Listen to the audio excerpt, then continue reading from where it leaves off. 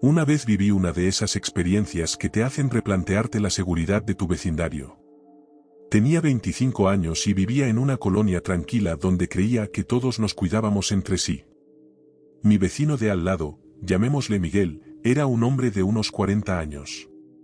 Era bastante amigable, lo invitaba a fiestas y él venía, a veces trayendo un par de six de cervezas.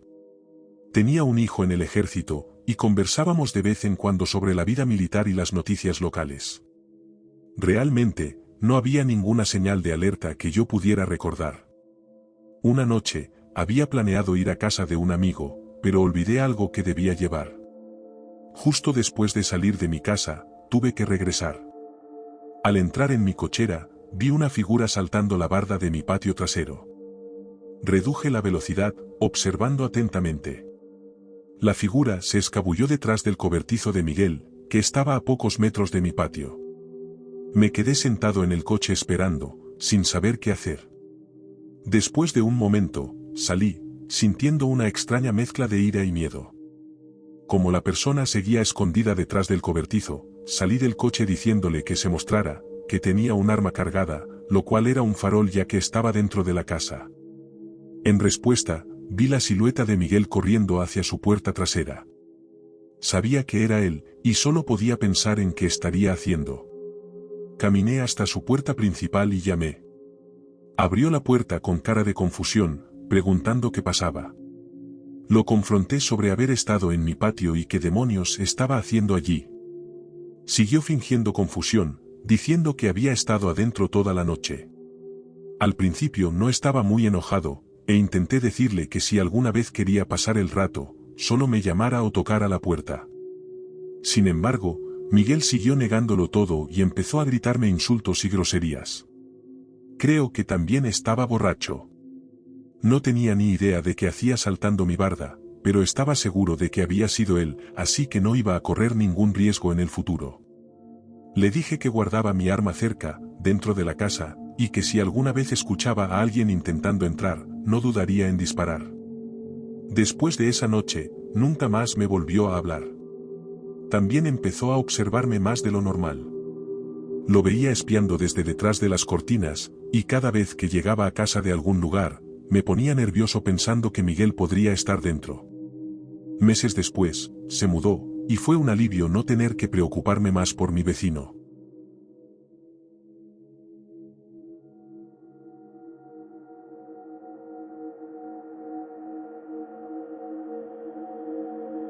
Eran las 2 de la madrugada y tenía una amiga en casa. Todavía estábamos despiertas, platicando, cuando escuchamos ruidos fuertes afuera. Mi amiga bromeó diciendo que tal vez alguien estaba robando mi coche. Desafortunadamente, acertó. Nos asomamos a la ventana. Teníamos una vista clara, pero la oscuridad ocultaba los detalles. Mi amiga intentó tomar una foto de la gente que estaba forzando mi coche, mientras yo corría a mi celular, que se estaba cargando en otra habitación, para llamar a la policía. Cuando regresé a la ventana después de hablar con la policía, mi amiga me contó todo lo que me había perdido. Dijo que vio a 2 hombres con sudaderas con capucha y ropa oscura. Habían destrozado mi coche, forzando las puertas, rompiendo las ventanas y sacando todas mis pertenencias que estaban dentro, regándolas por el suelo. Después de un rato, uno de los ladrones huyó, dejando al otro que seguía vandalizando el coche. Justo en ese momento, vi el coche de mi vecino saliendo de su cochera. El otro ladrón finalmente escapó, y mientras esperábamos a que llegara la policía, me pregunté si mi vecino había visto algo mientras se preparaba para salir. Presentamos una denuncia policial, mostrándoles las fotos que mi amiga había tomado. Dijeron que lo investigarían y se fueron. Mientras regresábamos a casa, molestas, el coche de mi vecino regresó y se estacionó en su cochera. Se lo señalé a mi amiga mientras pasaba y le pregunté si sería una grosería ir a preguntarle a mi vecino si había visto algo, ya que todavía era de madrugada. La expresión de mi amiga cambió y me metió a la casa rápidamente. Me explicó que nuestro vecino, el que acababa de llegar, era uno de los hombres que había destrozado mi coche. Estaba segura. Habíamos visto brevemente la ropa de mi vecino cuando entró a su casa y coincidía con la foto borrosa de antes. Llevaba la misma sudadera oscura. No solo eso, sino que desde dentro de mi casa lo vimos salir de su coche y cruzar la calle directamente hacia mi casa. Miramos desde una esquina oscura mientras se acercaba a la ventana de la sala y miraba dentro. Luego regresó a su casa tranquilamente como si nada hubiera pasado. Llamé a la policía inmediatamente, diciendo que mi vecino era el que había vandalizado mi coche. Cuando los policías regresaron, tocaron a su puerta. No respondió, aunque sabíamos que estaba allí. Después de unos minutos, los oficiales regresaron con nosotras, diciendo que no podían hacer nada más esa noche y que lo vigilarían. Más tarde esa mañana, después de dormir muy poco, miré por la ventana de nuevo. Había una nota en mi coche. Decía simplemente, llámame, con un número de teléfono. Quería llamarlo y reclamarle por teléfono, pero mi amiga me convenció de que no lo hiciera, ya que probablemente no era una buena idea. Después de buscar su número y dirección en Google, descubrí que era profesor en una de las mejores universidades de la ciudad. Visité la comisaría varias veces durante el mes siguiente, esperando novedades, pero no pasó nada. Intentaba evitar mirar a nuestro vecino cuando estaba afuera, regando sus plantas o cuidando su jardín. Lo espeluznante es que él tiene que saber que yo sé que lo hizo. No entiendo cómo la policía no ha podido hacer nada al respecto, especialmente con toda la información que les he dado. Tal vez los sobornó. Realmente no lo sé. Ahora tengo que vivir al lado de este tipo que me hizo esto, y no tengo ni idea de por qué lo hizo. Nunca he hablado con él ni he hecho nada que yo sepa que lo haya molestado antes del incidente.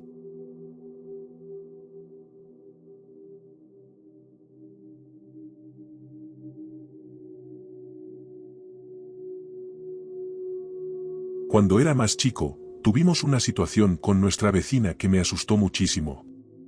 Fue hace unos 15 años, yo tenía 9 años y estaba enfermo con una fiebre que me hacía dar vueltas en la cama toda la noche.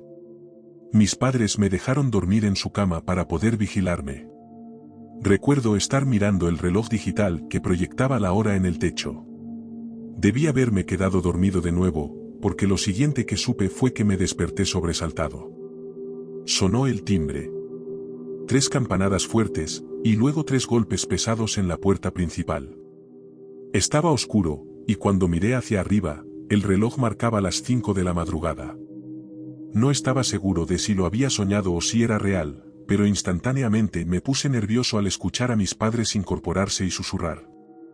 ¿Será la puerta? De repente, una ola de miedo me invadió. ¿Quién estaría tocando la puerta a esta hora? Mi mente pensó en historias que había escuchado sobre ladrones que llamaban para engañar a los dueños de casa para que abrieran la puerta y luego entrar. Los golpes y el timbre continuaron, los golpes cada vez más fuertes. Nuestra puerta principal no tenía mirilla, y la ventana era de vidrio esmerilado, por lo que no se podía ver nada a través de ella por la noche. Mi papá se levantó y bajó las escaleras. Los golpes continuaron, y me alegré de que mi papá no abriera la puerta. En cambio, gritó preguntando quién estaba ahí. Sin embargo, no hubo respuesta, y el timbre y los golpes implacables continuaron. Mis hermanos y yo, que ahora estábamos despiertos, intentamos mirar desde las ventanas del piso de arriba, pero no teníamos una buena vista de la puerta principal. Mi papá finalmente llamó al 911, y lo escuché hablar con la operadora. Los golpes finalmente cesaron, justo cuando escuché las patrullas llegar afuera, y esperé que pudieran atrapar a quienquiera que hubiera estado tratando de entrar a nuestra casa. Sin embargo, al mirar por la ventana, me sentí confundido, pero también un poco aliviado. En lugar de una patrulla, había 4, más 2 camiones de bomberos. Recuerdo preguntarme por qué tenían que venir los bomberos. Después de lo que pareció una pequeña eternidad, mi papá volvió arriba para explicar toda la situación. La anciana de al lado se había despertado convencida de que olía a humo. Entró en pánico, salió corriendo de su casa y golpeó nuestra puerta pidiendo ayuda. Como tenía problemas de audición, no escuchó a mi papá gritar. También había llamado a la policía y a los bomberos en su pánico.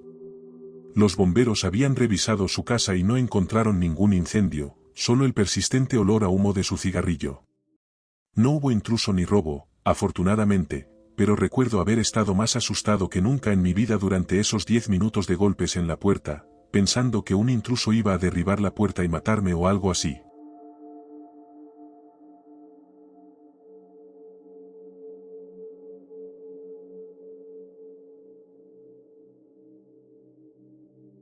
Vivía en nuestro tranquilo barrio desde hacía años, así que cuando una nueva familia se mudó a la casa de al lado, me emocioné un poco. Parecían normales.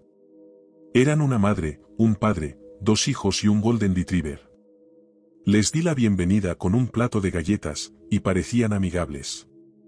Intercambiábamos charlas breves sobre el clima y los eventos del barrio de vez en cuando. Sin embargo, con el tiempo empecé a preocuparme por algo que ocurría en su patio trasero. Había un olor horrible que se hacía cada vez más fuerte. Al principio, pensé que era solo una barbacoa. La familia solía tener invitados y el aroma de la carne asada flotaba en el aire, pero el olor seguía intensificándose. Me recordaba a algo en descomposición, pero intenté ignorarlo. Conforme pasaban las semanas, el olor proveniente de su patio empeoró, y me encontré observándolos más de cerca. Una noche, la curiosidad me venció. Estaba sentada en mi porche, el olor más fuerte que nunca, y decidí dar un paseo. Me acerqué a su patio trasero, con la esperanza de vislumbrar lo que estaba pasando. La barda era alta, pero podía ver a través de las rendijas. Me sobresalté por lo que vi. Los niños estaban jugando, pero los padres estaban juntos en una esquina, tirando de una lona sobre algo que parecía un contenedor de composta en el rincón de su patio. Pensé que tal vez eso podría explicar el olor, pero me pregunté por qué querrían cubrirlo con una lona. Aproximadamente una semana después, vi su coche salir del garaje. Pensé que no había nadie en casa, así que fui a revisar el contenedor de composta porque el olor seguía siendo horrible y quería saber qué restos de comida olerían tan mal. Me deslicé en su patio trasero y el olor me golpeó con más fuerza, casi abrumador. Me acerqué al objeto cubierto, contuve la respiración y retiré la lona. Era un contenedor grande y oxidado, y dentro, vi los restos de lo que parecían muchos animales, solo un montón de huesos y restos de pelaje de todos los tamaños. No podía ni imaginar cuántos animales muertos había allí para que la pila fuera tan grande. Al salir de su patio, miré hacia atrás y vi a la madre de la familia observándome con una expresión seria e inexpresiva desde una de las ventanas traseras. Pensé que todos se habían ido en su coche, pero aparentemente la madre había estado en casa todo el tiempo observándome. Me sentí culpable por husmear en su patio, pero lo que había visto era tan extraño. Quiero decir, o habían estado matando a todos estos diferentes tipos de animales, o los encontraban muertos atropellados o algo así y los traían de vuelta. No podía entender por qué guardarían cadáveres de animales en su patio trasero. Podrían haber estado comiéndose a estos animales, pero no era temporada de caza, y no vivíamos en una zona donde el principal sustento fuera la caza de animales. Vivíamos en los suburbios de una gran ciudad. Definitivamente se sentía fuera de lugar. Pensé en contárselo a alguien aparte de mi familia, pero no estoy segura de si algo así era ilegal o incorrecto. De todos modos, la próxima vez que pasé junto a su barda, un par de días después, miré a través de las rendijas, y todo el contenedor con la lona que lo cubría había desaparecido. Nunca volví a ver a esos vecinos como personas normales.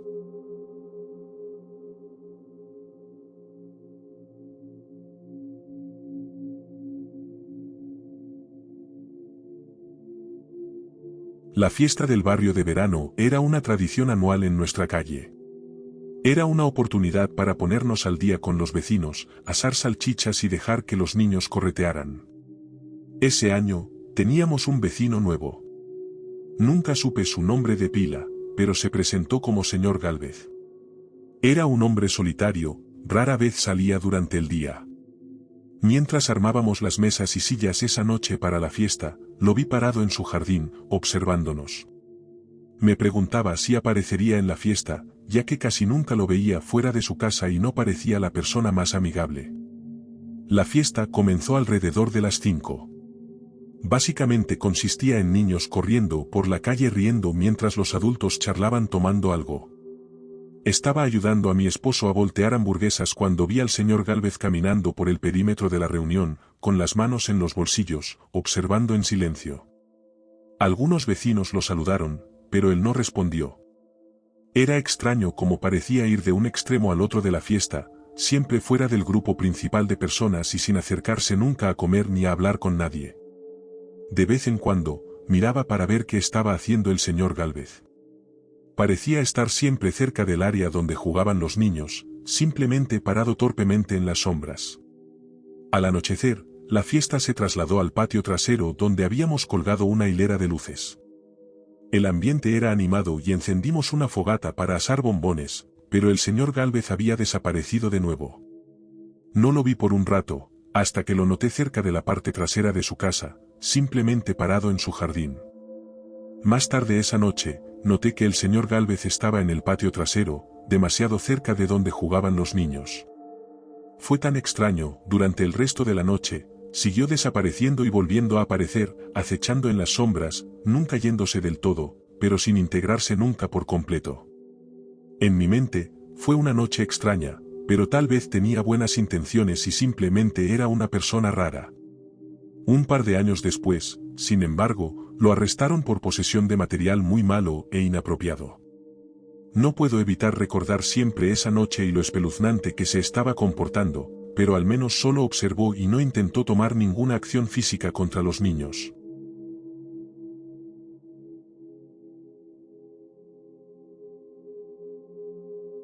Esperamos que hayan disfrutado de estas historias reales de terror en el reparto de comida. Si tienen sus propias historias espeluznantes o aterradoras, nos encantaría escucharlas. Pueden enviárnoslas, y quién sabe, su historia podría aparecer en nuestro próximo episodio. Cuídense y mantengan las luces encendidas.